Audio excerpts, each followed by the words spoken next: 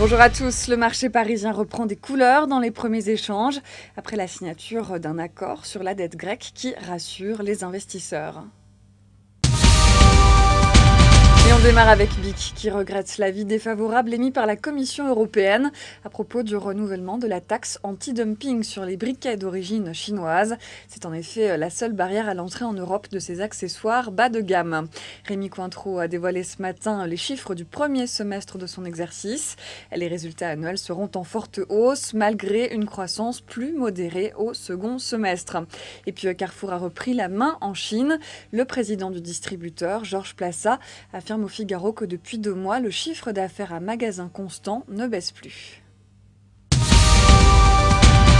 Et la troisième réunion de l'Eurogroupe aura été la bonne. Les créanciers de la Grèce sont parvenus hier soir à un accord sur la réduction de la dette du pays d'ici à 2020, qui prévoit 40 milliards d'allègements de dettes supplémentaires pour Athènes. Il va permettre le versement d'une aide de près de 44 milliards d'euros en plusieurs tranches. Le plan ramène la dette à 124% du PIB d'ici 2020, contre 190% prévu en 2013. La Banque centrale européenne y contribuera en reversant les profits réalisés sur les obligations souveraines grecques qu'elle a achetées à prix réduit, de quoi apporter 11 milliards d'euros. C'est la fin de ce flash et je vous retrouve tout à l'heure, à midi.